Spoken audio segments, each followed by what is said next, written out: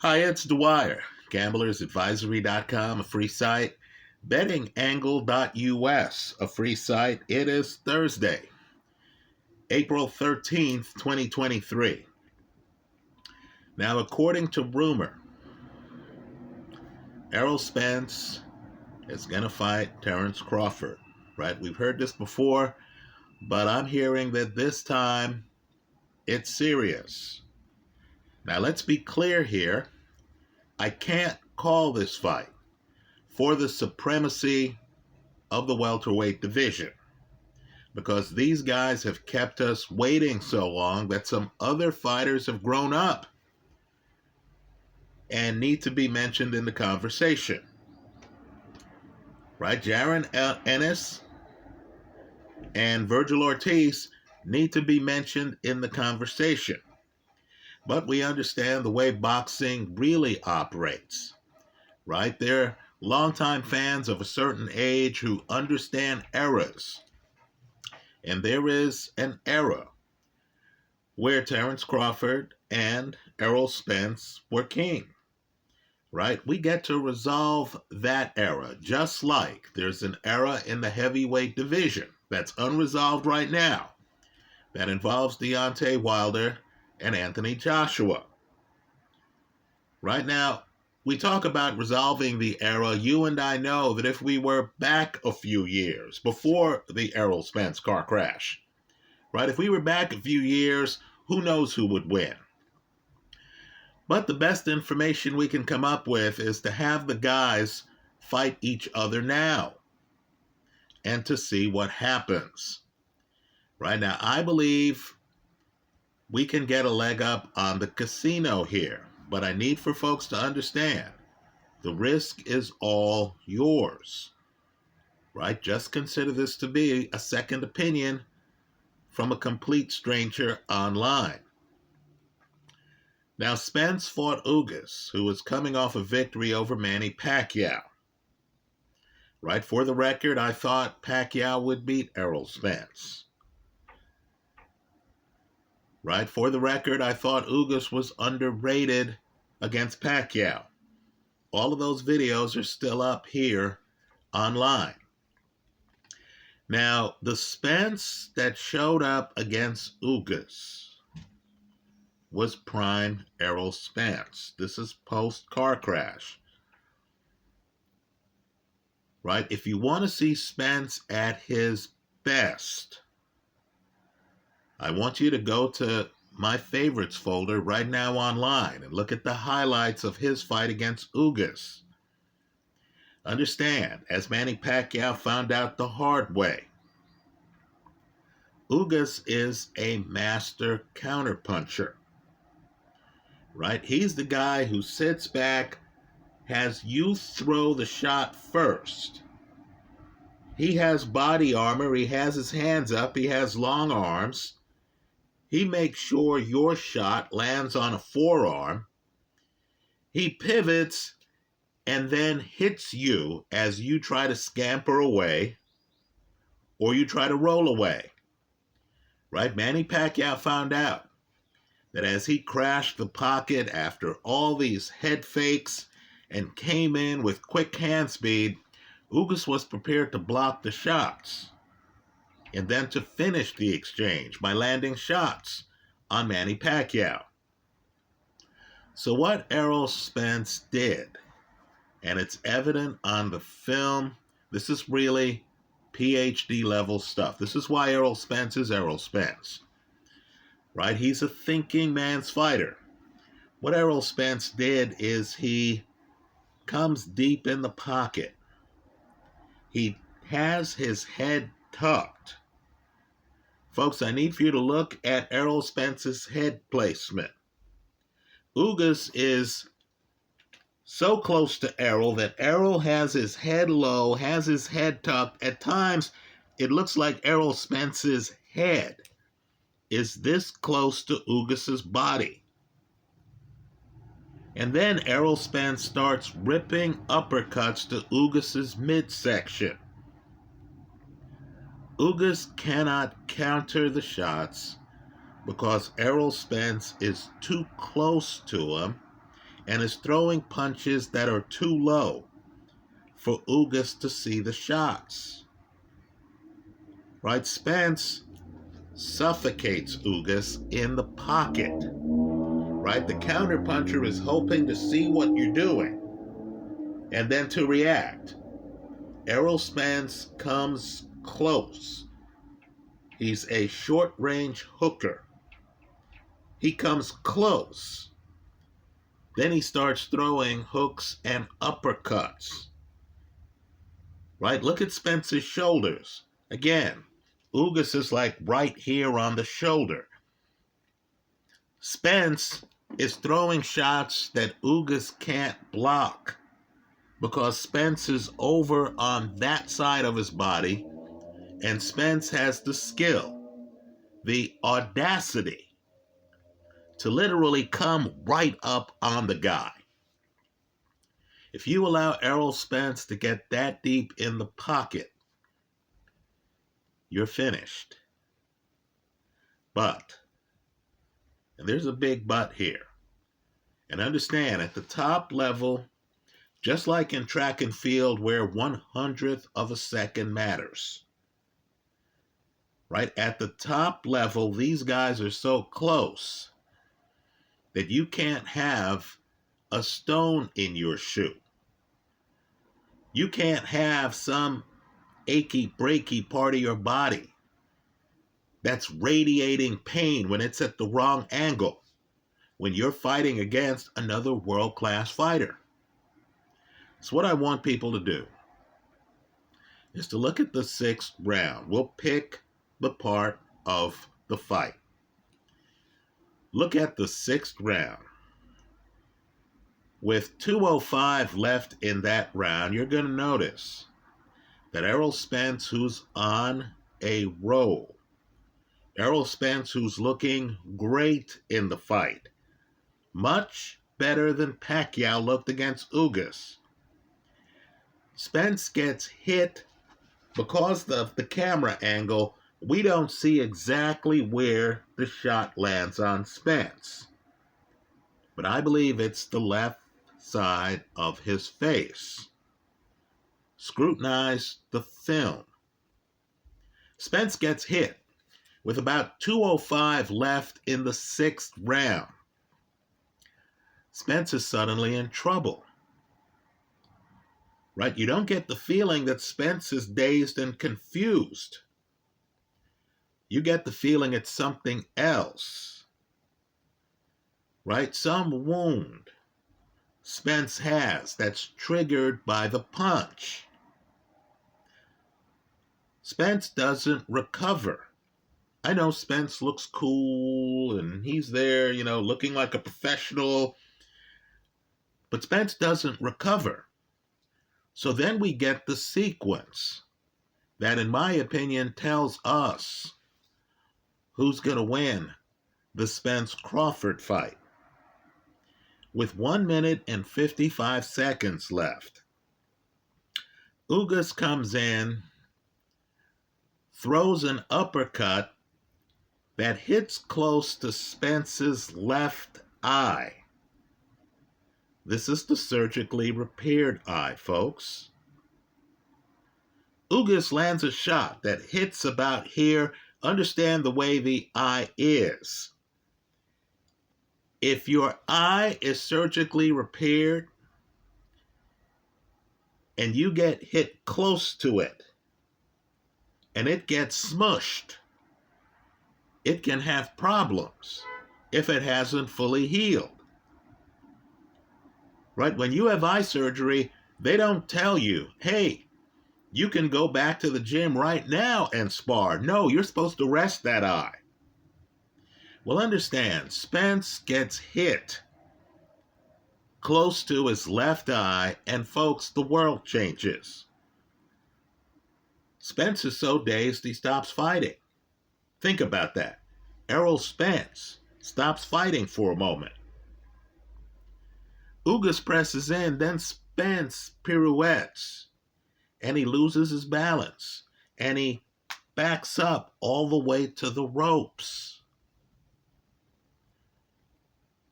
Right, folks? for that moment, it looks like Errol Spence has been shot. Now, we're fans. We're not medical doctors. At least I'm not a medical doctor. I'll just speak for myself. Maybe some doctors are watching this video. But understand, this is different than a guy getting hit, being dazed and confused momentarily, and then staggering over to the ropes. No, this is different. In my opinion, this reeks of an injury. This reeks of Spence getting hit on a surgically repaired eye, the eye privately being a concern, and Spence freezing because that eye suddenly radiated pain. Spence stopped for a moment, right? Ugas pressures him. Spence loses his balance and literally is falling backward into the ropes. The referee, hindsight's 100%, should have called that a knockdown because Spence falls into the ropes, and he does so from several feet away. Just start the tape of the fight in the 6th round with, let's say, 2 minutes and 7 seconds left. You'll get to the 205 moment, then you'll get to this 155 moment. Let's go one step further. I did a little research on Spence, and there's an ESPN article from a few years ago. It's entitled, Errol Spence Jr. Says He's Grateful for Caught Eye Injury in Time Before It Threatened His Career. Now, this is a quote from someone who knows all about the Spence eye injury. Errol Spence himself. Now, the question is, did Spence have retinal damage and then immediately stop fighting? Immediately have a doctor look at it? Immediately get it repaired? The answer is no. That's not the way it happened. The way it happened is as follows, according to Errol Spence. I did have a little curtain, not in my eyesight, but in my peripheral, like a shadow. Spence, ESPN's number one 147-pounder, said of his eye before the air bubble was wrapped around it. Spence continues, I was seeing that after sparring and things, plural, like that. Me just being a boxer, being young. I didn't want to say anything about that. But then the doctor asked me if something was wrong with my vision on the left side because my left eye looked like a shadow. Right now, understand, the doctor believes that Spence hurt his eye in his earlier car crash. The doctor didn't believe that this was a completely fresh wound. Now, the reason it matters is because if these guys were both 100%, and I don't believe Spence is, I would still be picking Terence Crawford. Right? If you want to see Crawford focus on a guy's eye, like Ali focused on Frazier's good eye in the Thriller in Manila. Look at the Terence Crawford, Kell Brook fight. And understand, say what you want about Kell Brook, but Kell Brook has faster hands than Errol Spence. If you don't believe me, just look at the first 3 rounds of Brook versus Spence. Understand, Brook had eye problems. That's what stopped that fight. And Terence Crawford is targeting the eye. It's even worse than that. Terence Crawford is moving, forcing Kell Brook to use his peripheral vision. Right? Crawford has targeted a guy's eye before. Understand, neither Spence nor Crawford has the hand speed of Kell Brook. Right? Both Crawford and Spence are more technical than they are physically gifted. You notice the hand speed gap when Yorkis Gamboa fought Terence Crawford. Right? Spence and Crawford are technicians. So just understand, Terence Crawford knows because he's always prepared. He's like Floyd Mayweather. Right? He's always prepared. And understand, like Floyd, Terence has started some fights slow. How long did it take Terence to get going against Shawn Porter? Right? This is obviously cracking my voice here. Well, if I'm Terence Crawford, Terence has got to be looking at that 6th round.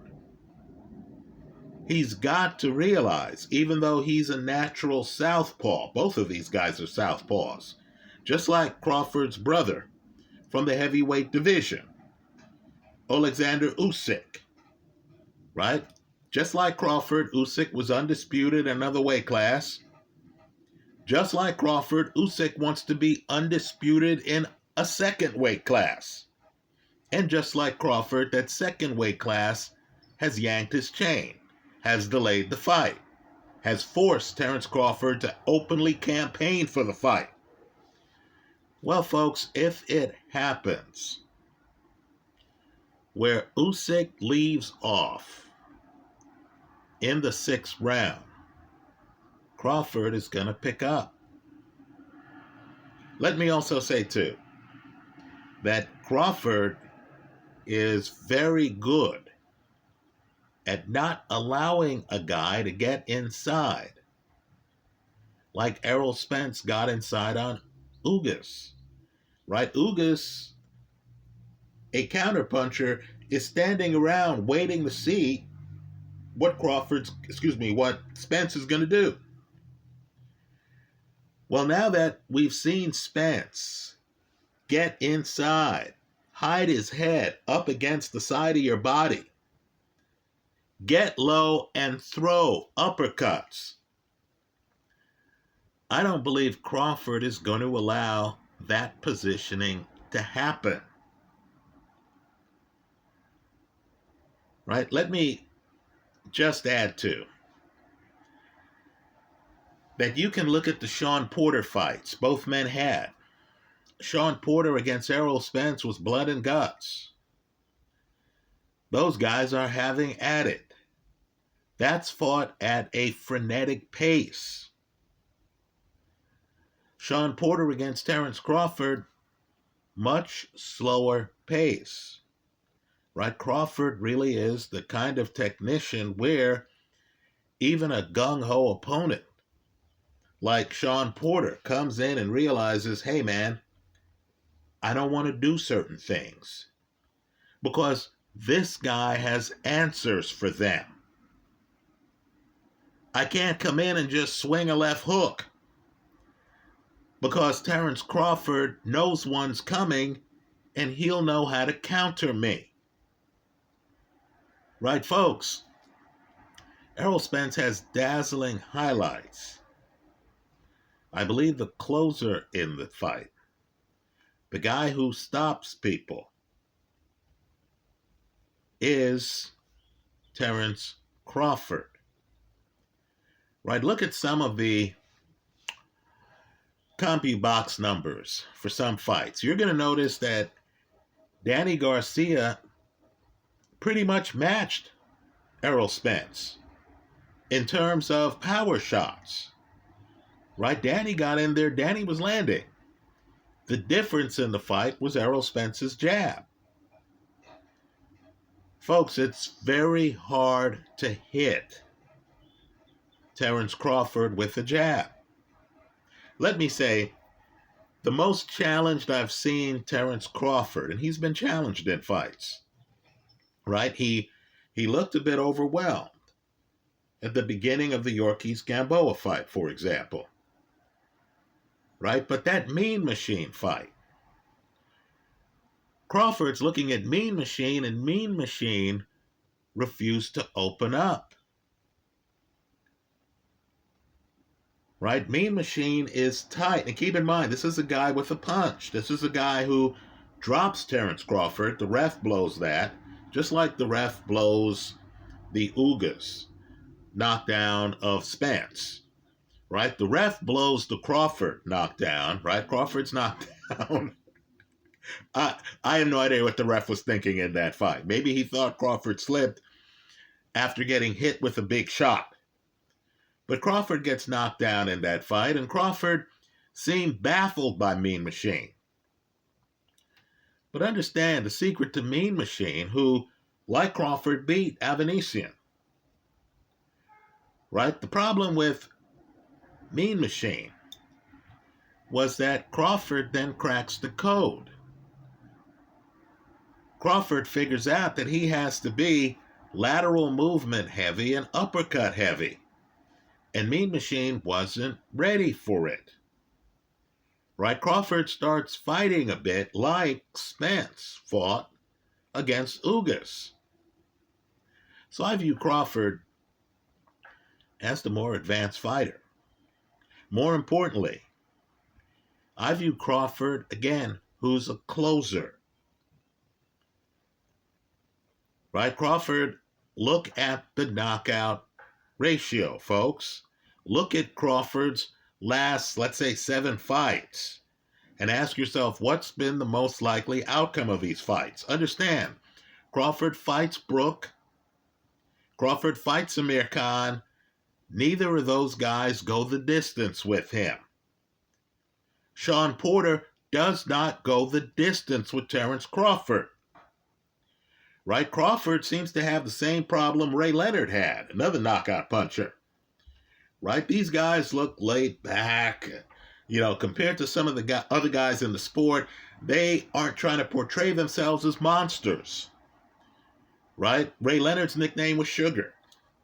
Crawford's nickname is Bud.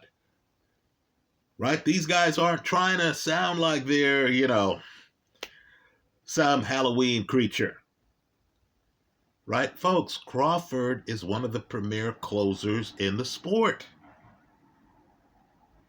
Right? He doesn't have to call himself Big Bang to realize that he has a Big Bang. And you mean to tell me that he's fighting a guy who, let's face it, was walking around with peripheral vision problems in his left eye. By his own admission, had a shadow. Is rolling against Ugas. Gets hit in the left eye. Even the announcers say, Spencer's hurt. Right? Suddenly looks like someone stabbed him or something. Right? The moment before he was dominating. Suddenly he's stood up and you didn't get the feeling the guy got hit in the head and was dazed and confused. No, this wasn't the dazed and confused thing. This was the he hit my injured eye thing. Then he gets hit again and he literally leaves the pocket. He leaves Errol Spenceville. Pirouettes and is going over by the ropes. Folks, against Terence Crawford, with more than half the round left, Spence would not have made it out of the round. Right? I'm just telling you. An eye injury is a serious thing in boxing. You and I know sometimes these fighters have to be saved from themselves. Right? Errol Spence is a warrior. Errol Spence understands that he's a Hall of Famer. Right? Errol Spence, if he quits without even fighting Crawford, Spence is a Hall of Famer. Great career. Unbeaten career. But Errol Spence wants to see how far he can go in the sport. Right? Joe Frazier, folks, fought several fights blind in one eye. The first Frazier Ali fight, Jack Kent Cooke, who owned the Fabulous Forum in Los Angeles. This is a guy who owned the Lakers. He wanted Ali Frazier in LA. Right, folks? Jack Kent Cooke was the insider. You know what stopped that fight from being in Los Angeles? You know why it ends up at Madison Square Garden?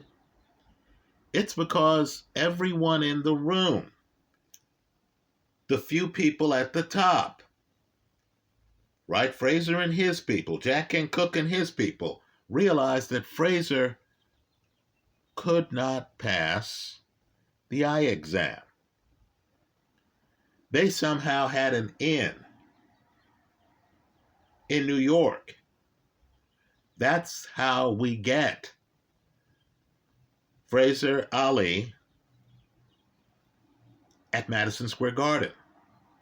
Right? Think about the fights Frazier has after that.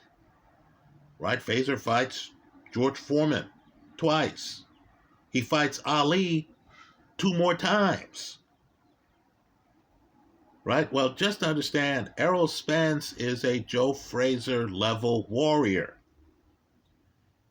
Right? This is the guy who is about to fight Manny Pacquiao. Think about that, folks. Pacquiao straight left, I'm just telling you, is on par with Deontay Wilder's straight right. Right? Pacquiao has prodigious power. Pacquiao has incredible speed. Pacquiao has incredible legs. We've all seen the Pacquiao fight where Pacquiao just is bouncing around. Pacquiao de la Hoya. Pacquiao's bouncing around.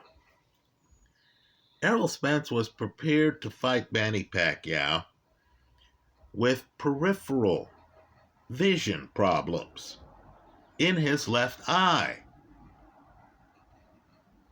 That's who the guy is. I believe he gets hit in the left eye by Ugas, who is not the closer Crawford is, who isn't the surgeon Crawford is. Just look at the Kell Brook fight. Right? Crawford, by the way, in that fight, comes out fighting one way, then switches 2 rounds in to fight a different way and is targeting Kell Brook's eye the entire fight. Right, folks? I believe you have a fighter who has an injury that flares up. It's like a tennis elbow, right? It's like that back problem where you think, I'll be okay on the basketball court. It's only in certain positions that this thing flares up. And then, of course, it starts flaring up at the wrong time, right? And you're thinking to yourself, man, if I can just have this pain go away in about 5 to 10 seconds, I'll be all right. Folks, you don't have 5 to 10 seconds in a boxing match against Terence Crawford. I like Crawford. Let me just say, when a guy has an eye injury and he's fighting a closer, I believe you need to contemplate the possibility that Crawford wins this fight by stoppage. I think Crawford is the betting side of this play because I don't think Errol Spence is completely healthy. Spence, of course, has a puncher's chance against anyone. Ugas did not go the distance. Right? So we'll try to structure the play. I'll make more videos. But what I want viewers here to do is to look at the highlights that are in my YouTube favorites folder here from the fight.